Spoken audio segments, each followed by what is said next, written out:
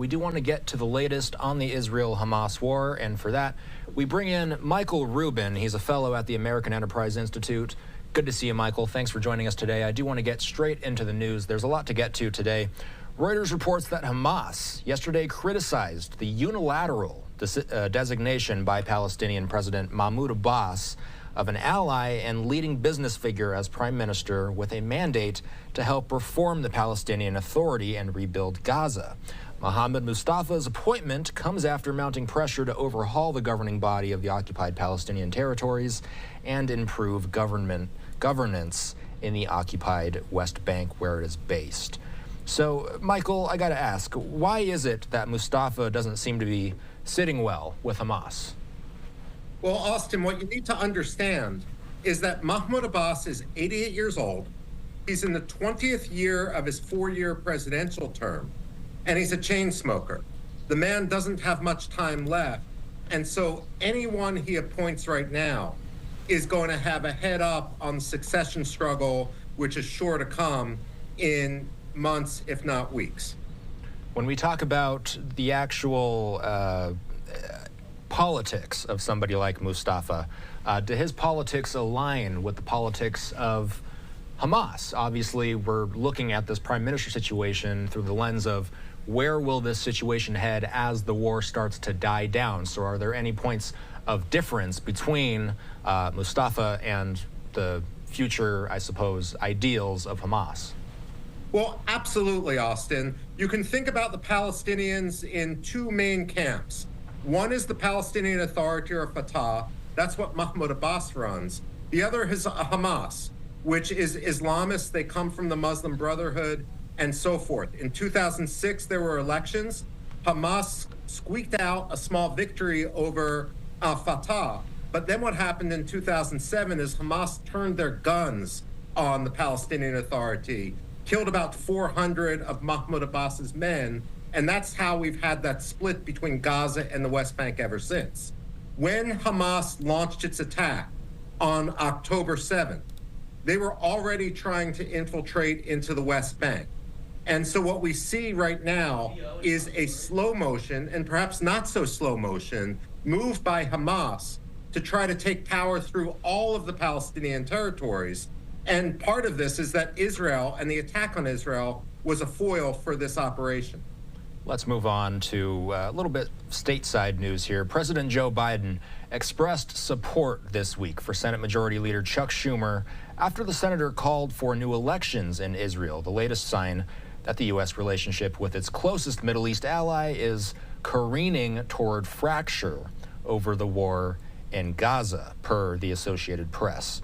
Biden said that Schumer, quote, made a good speech and that he, quote, expressed serious concerns shared not only by him, but by many Americans. It was one thing when the top Democrat in the Senate was saying this, Michael, but now that the president himself is backing this up, what kind of message does that send to the Israeli government?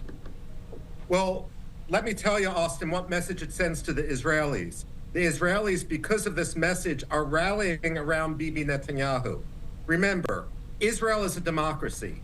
Benjamin Netanyahu, whether we in the United States like him or not, won fair and square multiple elections. Compare that to Hamas, which doesn't have elections, or Mahmoud Abbas, who, as I said, is in the 20th year of his 4-year term. Most dictatorships, Russia, China, Venezuela, Cuba, they go through pretend elections. The Palestinians don't even do that. So for Schumer to lecture the most democratic state in the Middle East about democracy, it really is astounding, and it doesn't do the United States leverage much good in the region. Let's play a hypothetical here. In theory, what would it take in order to trigger an election in Israel? We're all used to, in America here, no matter what, every 4 years, presidential election takes place, but it works a little bit differently in Israel, correct? Well, absolutely. Israel has a parliament called the Knesset, and they have about 120 seats. You have to have a majority of those in order to form a government. Now, the biggest difference is in the United States, we have two main political parties. In Israel, you have around 7 or 8 political parties. So the jockeying after elections to try to put together a government can actually be a little bit more difficult. What Schumer and Biden don't understand, however, is that while we may be frustrated in the United States, the White House certainly is, with regard to Israel's security operations, they are wildly popular, not only among the right wing in Israel, but among the left wing as well. Netanyahu, many people may dislike him, but he has about 90% support when it comes to security operations. That's something which Biden simply doesn't understand. And Austin, very quickly, if I may just add, I've walked through the streets of Raqqa, the former Islamic State capital of Mosul. They were in ruins because of urban warfare, not caused by the Islamic State, but caused by United States liberation. And when I talked to people who lived in Mosul and Raqqa, they said, thank God the United States liberated us. I mean, people don't want to live under Hamas control. Urban warfare is nasty, but sometimes it is what it is.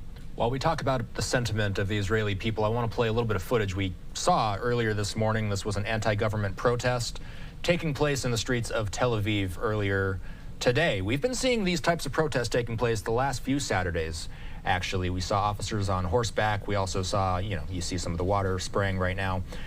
You mentioned the popularity of Netanyahu's government. Is there any data out there, any intel out there, any polling out there to suggest just how popular this anti-government sentiment is within Israel proper?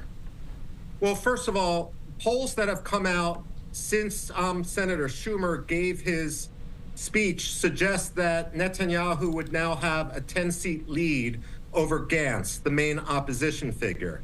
But when it comes to the protests in Tel Aviv, and to some degree, Israelis will protest.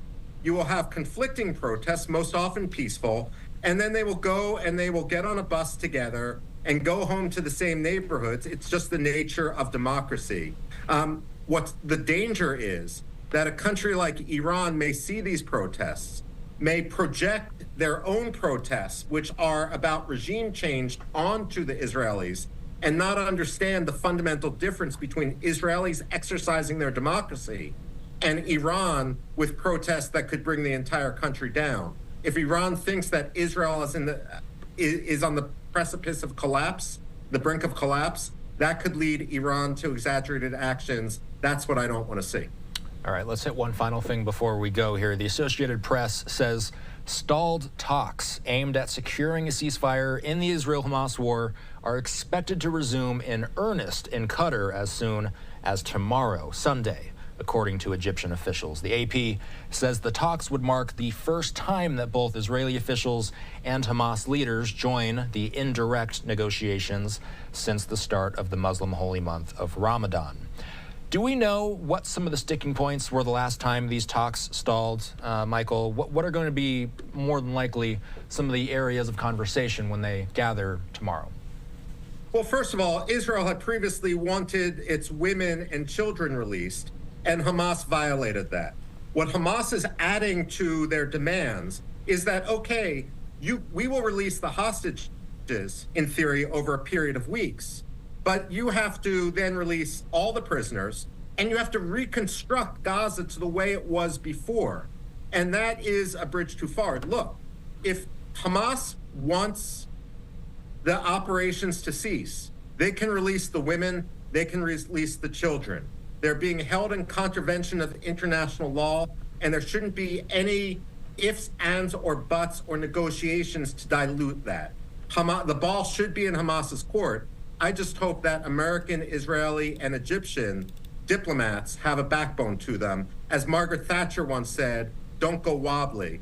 Let's not go wobbly on this. All right, Michael Rubin, we'll leave it there for now. Take care. Have a good rest of your weekend.